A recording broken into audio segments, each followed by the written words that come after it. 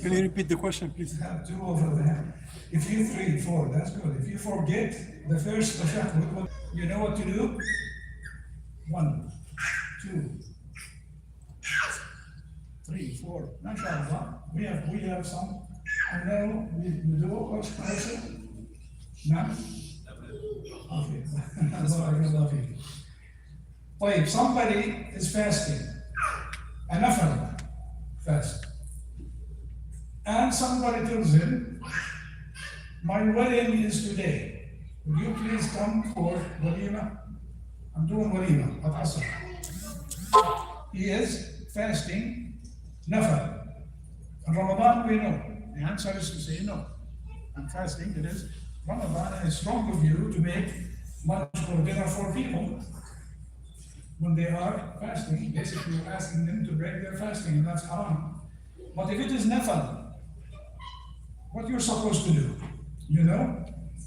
1, 2, 3, 4, 5, 6, 7. It's almost the same people. I know that some others know that. Why do you think you know these ahkam? Ahkam al-salah, ahkam al-siyam, to some degree ahkam al-hajj. Why do you know these ahkam? Because you need them, right? And you are supposed, as a Muslim, to know the ahkam that you need in your life. It's a fard. And al-ilm, fard, shari. How are you going to pray if you don't know the ahkam of salah? How are you going to fast? Ahkam of zakah. How to know whether you're supposed to pay zakah or not? These things are related to you, and you're supposed to know them in order to, if you don't, you have to learn them, by the way. If you don't know these ahkam about these ibadat and these things, you're supposed to take a course, you're supposed to learn from the YouTube or whatever. But these ahkam are a must to know. Let me ask you an easier question. You know that in Islam, there is something called Baytul Mal, right? It's like the treasury today. It's called Baytul Mal. Who knows the revenues of Baytul Mal? Where does Baytul Mal get his or its money from? Anyone? That's one. That's two. Okay, let me ask you, where does Baytul Mal get the revenues from? Maybe from zakat. From? Zakat. From zakat. Also from zakat, what are you going to say? People just contributing. Sadaqah. Sadaqah. Okay. Let me tell you something. Sadaqah and zakat are the responsibility of the government, Islamic government, to take, but they keep them separate from the treasury. Why is that? Because this kind of money, Allah subhanahu wa ta'ala has decided where to go. You cannot mix it with the rest of the money because it has a different ahkam and different things. How the government is going to pave the roads, pay for teachers, open hospitals and universities, pay the soldiers, pay the policemen, pay for research centers, and so on. What are the revenues that the government, by the way, I'm not asking you this because I want to answer. I'm asking you this to show you the difference between individualistic ahkam that have to do with you as an individual and public affair ahkam that has to do with the government that represents the Muslims. Okay? Why do you think that many people, I don't want to say most or all, know the ahkam that are individualistic, that have to do with the individual, and do not know the ahkam that has to do with public affairs like the revenues of Baytul Mal? What's the reason? Because they need that in their life. The individualistic ahkam, you read it for your life. Every day you have to pray 5 times. So you have to learn the ahkam of wudu, the ahkam of salah, the ahkam, things like that. But if you have never seen the Islamic system as a way of life applied in your lifetime, your father didn't, your grandfather didn't. That area, because it's not applied in your life, there is no way that you will have access to it. But there are many schools and universities that teach Islam. Why would even people who attended these colleges and these institutes do not know the answer? Questions like that. Does not apply practically. Because to the university or the institute, number one, these ahkam do not pertain to the individuals. So knowing them is not that necessary, number one. Number two, because there is an existing system applied on Muslims that has been forced on them to replace the ahkam of Sharia. Now, if you teach Sharia, ahkam Sharia regarding economics and things like that, what's going to happen? People will open their eyes to their reality. Wait a minute, this state claims that it is an Islamic state, and the constitution says that Islam is the main source or the source of the ahkam. Where are the ahkam of the treasury? They are all Western. They are all man-made. That's why they want the ummah to be blind to that, so that they cannot compare in their minds the reality that they are seeing and the ideal, which is the ahkam of Islam.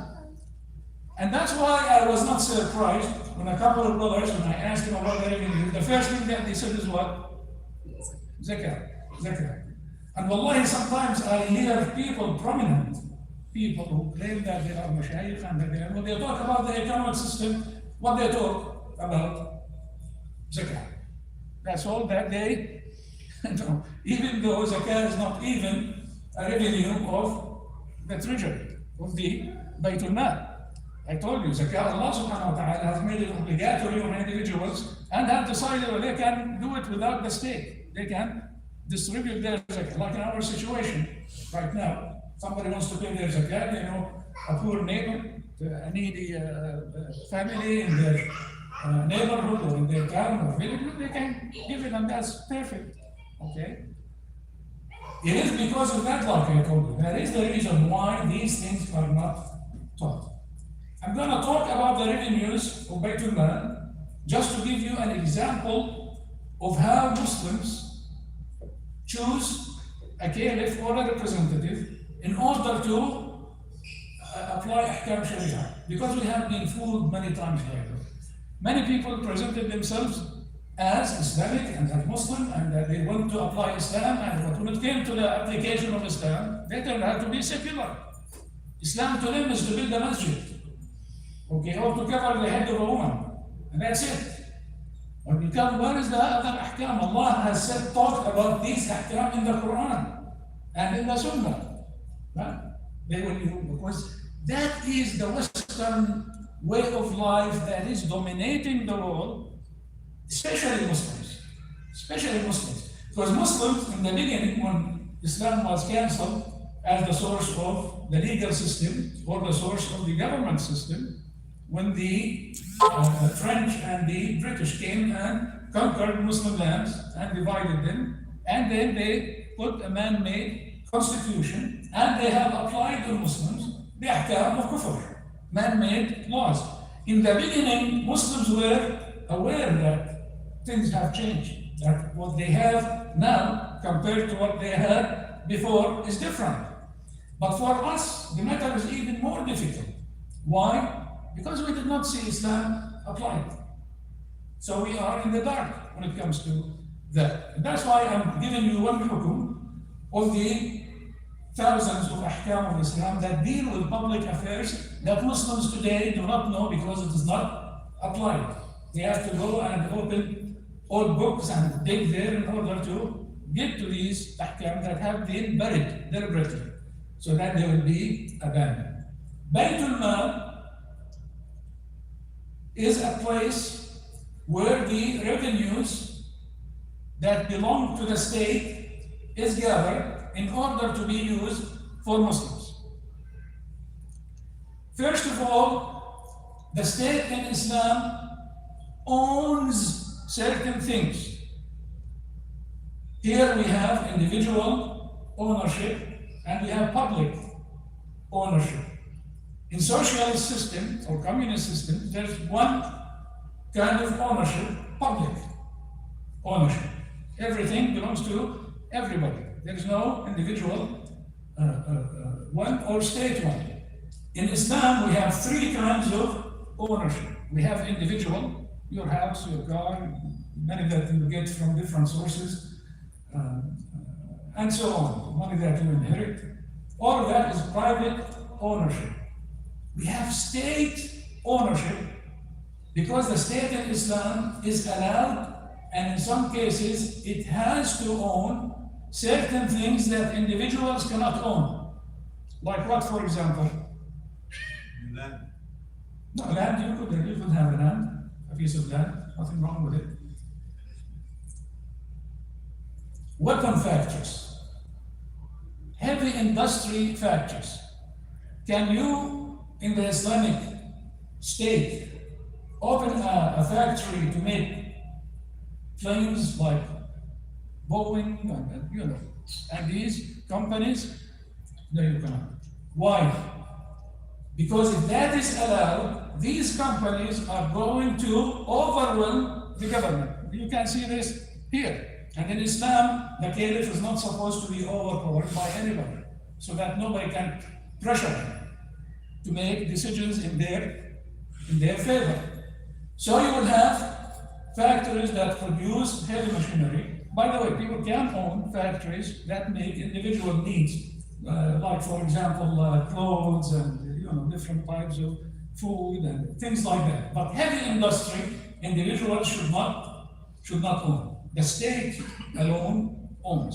Now, when the state manufactures these things, it can sell it, it can rent it, it can do whatever, because it is the state's ownership. And the money that comes from that goes where? To Baytul Mal, to the Muslim treasury. Now you're starting to see where the government is going to be paying for roads and paying for, that's one thing. What else is considered a revenue for Islam? Oil. Oil is a public ownership, but the state manages it. Okay, I'll come to that. That's the third kind of ownership. I said individual, government, and public. Who owns the seashores, the rivers, the jungles, and the woods? Who owns it? No one. It's public. It's for the use of all of the Muslims. Okay? It's not the state, but the state uses them. All what I'm telling you has a hadith to support it. But I, for the sake of time, I'm trying to sum up quickly. For example, there is a hadith that Imam came to the Prophet ﷺ and told him, Ya Rasulullah, Aqta'ni means give to me to be my private ownership of Ma'dan al-Milh. Ma'dan al-Milh is the not the factory, but the place where I can dig out and take salt. Apparently, that's the way that they used to do it at that time. So the Prophet ﷺ told him, it is yours. Now the Prophet here is not acting as an individual, he's acting as the head of the state, because at the time he was the head of the state. فقيل له, somebody said, Ya Rasulullah, أتعرف ما أقطعت? Do you know what you have given him? قال لا. طلب معدن الملح بالمنطقة الفلانية وأعطيته إياه. قال إنك أقطعته المعدن العد. المعدن العد. شو يعني مقطع المعدن العد؟ الذي لا ينقطع. مثل بير النفط. بير النفط ممنوع الانdividual an oil field to own an oil field. Why? Because it is عد. عد means it's continuous. You can continue to take out oil from it for years and years. فاستدعاه رسول الله وأرجعه منه. Prophet عليه الصلاة والسلام called him back, the man, and he told him, you cannot have it. This hadith talks about what we call public ownership. When the Prophet عليه الصلاة والسلام says, الناس شركاء, الناس means the public. الناس شركاء في ثلاث: الماء والكلأ والنار. That people, all of them, share the ownership of three things: water.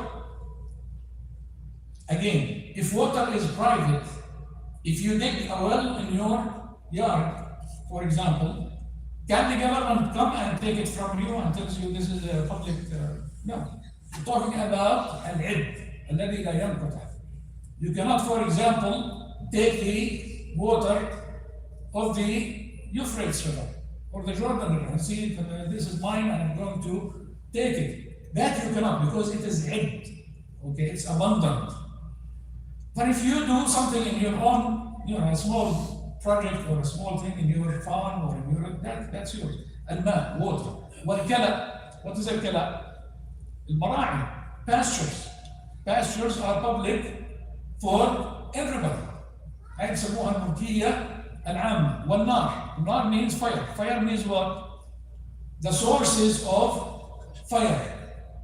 Like woods where you can gather lumber from or timber to use it for fire, like oil, because oil also is a main source of power. Even when you start a car, the first the engine needs a spark of fire, and then it needs the gasoline, which is taken from oil, in order to run. That means that nobody can own the oil, but it is public ownership. And if it is public ownership, can the public run it? That's impossible, because you have 2 billion Muslims who have a share in that field. 2 billion that share the oil in all Muslim lands. Do we have this reality now, by the way? Of course not. We do not. Now the West came and cut pieces here and said, this is Kuwait, this is Saudi Arabia, this is the Emirates, this is. And the people were simple Bedouins. Those who, they put the border around him when he was roaming in the desert with his camels, became a Kuwaiti citizen. He didn't choose it. He didn't even know what it is. But when the line was drawn, he found himself Kuwaiti. That's why, by the way, when these people talk about nationalism and my homeland, I laugh. What do you mean your homeland? That piece of the desert, you happen to be there when they draw this, and you don't know what, as a Bedouin I'm talking, you don't know what homeland is. Because you spent your life, you and your ancestors roaming around, in the desert. But they say the oil of Kuwait is for who? For that piece that was taken from the rest of Muslim Ummah. And that's why those who separate Independence Day among Muslims are fools. They are fools. There is no independence of Jordan. There is Jordan that was carved out of the Muslim Ummah and made a state. You should be, if you are a Shia, you should be hitting yourself and hitting your chest for what has happened. Not to celebrate and be happy. But these things, again, Muslims do not have, because these ahkam have been covered so that nobody talks about it. And if you talk about them, you end up in jail. Thank God I'm saying this with a full mouth, because I'm right here. But if I was in a Muslim country, I will not be in a masjid talking, right now. That is the reality. That is called public land. And the state is supposed to be in charge of utilizing these things and giving the revenues to who? To Muslims. Either in the form of cash, you're at your home, you will receive a check. This is your share of oil. After they take the expenses, of taking it, producing it, whatever things that they do with it, whatever is left after that, the profit is supposed to go to Muslims. Not to Muslims within these boundaries, but to all Muslims in the world, because it is the ownership by the decree of the Prophet ﷺ, who received that decree from Allah subhanahu wa ta'ala. That's why all of us are being robbed every day. And we do not know that because we do not know what we are entitled to. Because if people are taught these ahkam, they will go to these people who are in charge of these so-called countries and tell them, wait a minute, you're a thief. You're stealing. Who told you that this belongs to your country? And even if it belongs to your country, you're stealing your own subjects because you're not giving it to them. You're giving it to the West, put them in Swiss banks, and like that. That is the reality. But that is the third kind. Money that the state gets from public ownership that it manages. Okay? What else? Jizya. Jizya, thank you. Jizya, which is the head tax, is also a revenue to the treasury, the Muslim treasury. And a jizya is an amount of money that is taken from non-Muslims living and enjoying the rights of being a citizen in the Islamic State, but he is paying it because he doesn't have to fight. He doesn't have to join the Islamic army. Why? Because the creed of the Islamic army is what? To spread Islam, to defend Islam. If somebody who's Christian, why will he be going out and fighting fi sabilillah? That doesn't make sense. So it's in their favor, basically. It's telling them, keep your religion, stay where you are, you don't have to serve in the army. You're entitled to all the rights that a Muslim is entitled to, but you have to pay a jizya.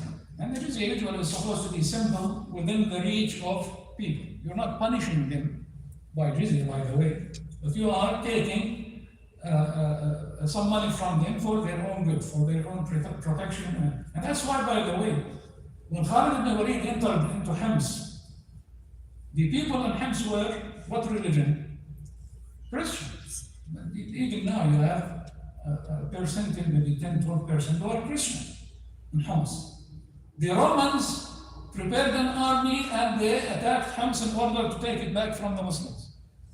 So Khalid decided to withdraw outside of the town and not to fight inside the town, maybe for the protection of the residents of the town or whatever strategy that he was thinking of. But before he did that, what did he do? He returned the money that he gathered from the residents of Hims because he told them, I have to break the agreement. I have to pull out, and I don't know if I will be able to come back again or not. This is your jizya that you have paid. Each one can take what he has paid back. They told him, listen, we're Muslims and we are willing to defend our town with you. When they saw this kind of treatment. That is what Islam is. Islam is given to people as if it is a cruel religion where your hands will be chopped and heads will be... And they gave us the example of ISIS. ISIS was produced so that Muslims themselves will distance themselves from this kind of Islam. And they have all the right to that. I do. I distance myself. You see somebody asking a Muslim, not a Muslim, a person, they stopped him, took him out of the car, and asked him, how many rak'ahs is Salatul Janazah? The guy said 4. They ordered him to be killed. They chopped his head. Why? Because he doesn't know that Salatul Janazah doesn't have rak'ahs. These people are living in a reality where Western ideas and laws and way of life has been dominating Muslims. Instead of chopping his head, your responsibility, if you call yourself a state, is to do what? Teach him. Open schools. Before you cut the hand of a thief, build a factory so that he can go and work and sustain himself and his family. But if you leave him to starvation, or his father in the hospital dying and he doesn't have any money to pay for a surgery, he's going to steal. That's a normal thing. You eliminate the reasons of crimes first, and after that you apply the punishment. That's what Islam is. Not the other way around. You're not a Muslim until you apply the hudud first. Who told you that? Muslims lived with that the hudud before they were revealed for more than 20 years. You know, after the state was organized and people, you know, started to live in a decent life. After that, if they still with all the conditions, you know, of theft, then they will have this kind of punishment. But that tells you that these people, they want publicity. They don't want actually to apply Islam. They want to say, see, the Quran says, chop the heads and we chop the heads. Cut the hands and we cut the hands. Not understanding where, when they are supposed to do that. طيب. So jizya is another source of what else? Mal al-suht. You know what mal al-suht is? Money that originated from a haram source. People playing cards, gambling. The police of the state comes and holds them. What's going to happen to the money that they were dealing with? It's going to be confiscated. Where it's going to be sent? The treasury to Baytul Mal. That is another source. Taxes. There is a hadith that the Prophet ﷺ says, كل صاحب مكس في النار. صاحب المكس هو جامع الضرائب. كانوا يسموه من عشارين. في زمان لأنه كانت الضريبة 10%. Tax used to be 10%. That's why they used to call them the tenors, عشارين, the ones who take 10% for the state. But what kind of taxes the Islamic State is allowed to gather? Can they charge me income tax Islamically? No. Why? The hadith of the Prophet ﷺ is clear. لا يحل كل المسلم على المسلم حرام دمه وماله. State doesn't have the right to take my own money.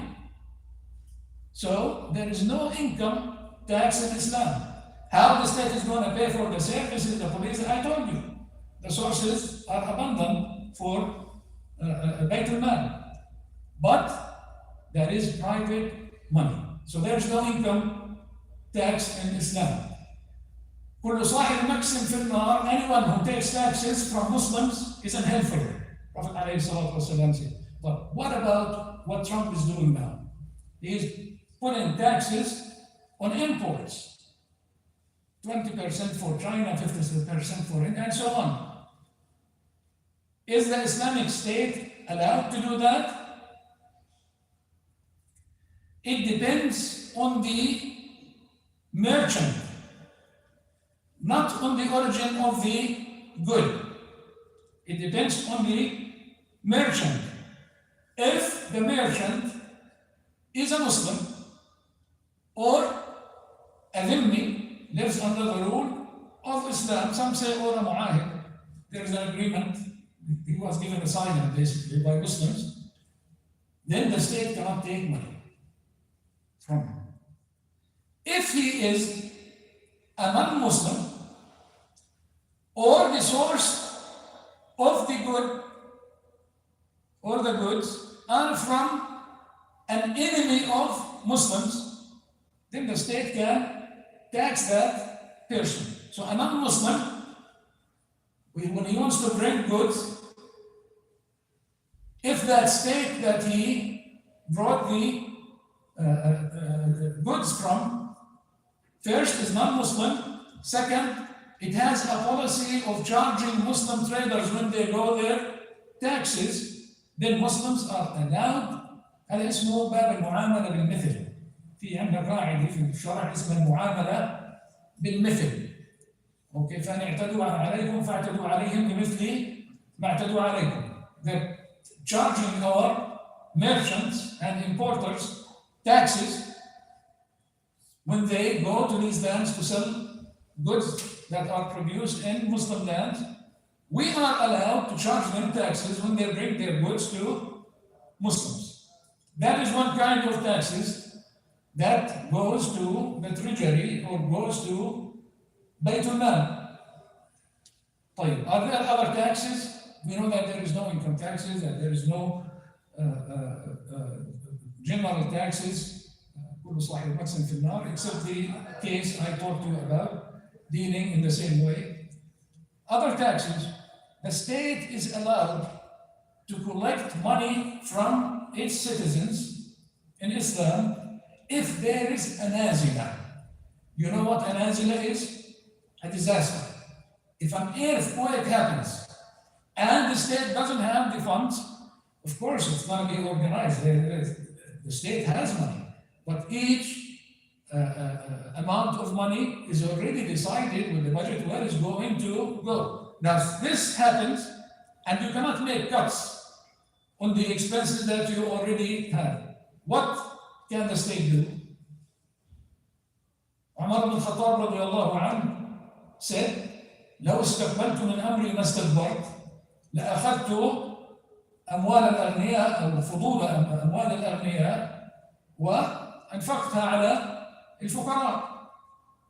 If I go back to the point where I started as a caliph, that is, I would have confiscated the extra money that the rich have and have given it to, he said that when there was a famine. You know that there was a famine in Medina at the time of Umar radiallahu anhu. He said, I should have done that. I should have taken the extra money that these people have, rich people have, and given it to those who are dying of hunger.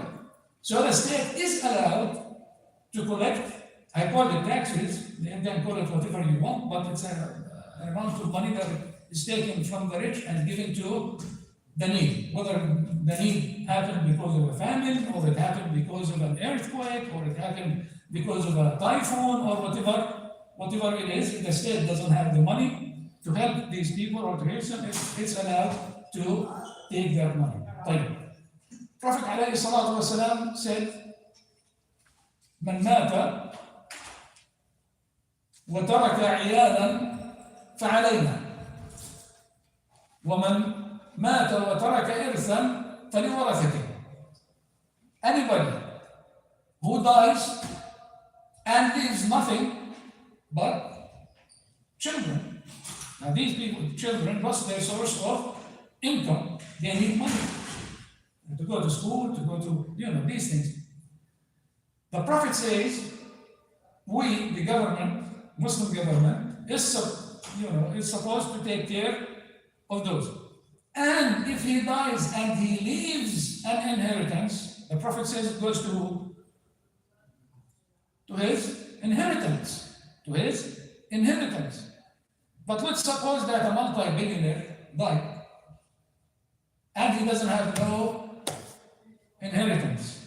Nobody. No wife, no father, no mother, no grandfather, no children, no aunts, no uncles. Where his wealth goes to? To Bayt al-Mal. It goes to the treasury.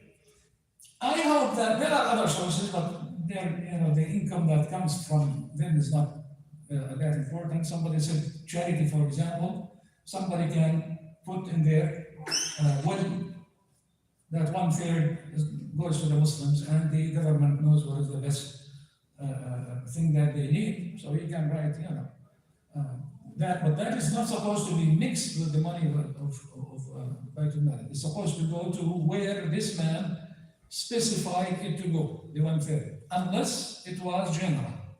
It was general on things that will help Muslims. Then the state can use it to build highways, rest areas, spread the electric, for example, and all of these matters. The reason for my talk, telling you all of this, is first to let you know that Islam is practical. It's not a religion that is only a theory. Second, that it is a way of life. It's not only about praying and memorizing the Quran and having nice akhlaq and being nice to your. These are good. But this is not all of Islam. These are ahkam that deal with the individual. That's it. But if you want to deal with public affairs with them, there is a whole set of ahkam that talks about all Muslims' public affairs. The third, like I told you, is I know that these, you might not hear this kind of talk, maybe until you die. The reason is to know that there is a major part of Islam that is hidden and it's not supposed to come out. So that Muslims do not know these ahkam, and they will tell you, Wallahi, I remember in the Sharia college in the University of Jordan, where I studied, a professor that was teaching us, I think Islamic culture or something on the side, it's not, fiqh or tafsir. He told us, I remember these people sitting are going to become imams and they're going to teach Islam in schools and they're going to, He told us that Islam, Jordan is an Islamic state and applies all of Islam except Uqubat, punishment. The system of Uqubat, I wanted to stand up and tell him, listen, let them not apply Uqubat, and you're okay with that if you are, if you are an Islamic state. Because they want to use it as a political tool to chop the heads of people in the Mu'arada, and so on. That's what they do in Saudi Arabia. And every time I see a poor person in Saudi Arabia, going to be executed, Wallahi, I pray for him, I make dua for him, because most likely this is from the opposition. And they found, there are millions of people who are doing the same that he did, and they let him go. They're punishing this guy, because they were waiting for him to do something wrong in order to be killed. Fasad fil ard, they call it, if you object to the king or something like that you are committing corruption on earth and so on. That is why I wanted to talk to you about some of the ahkam. This is not the ahkam of economy in Islam or the financial system in Islam. That's a whole lot thing that these lectures, to talk about. But I'm trying just to open our eyes to what Islam is. And it is not what we have been told. It is not to do certain things and then live whatever you want. What we have today is not Islam. We have a secularized Islam.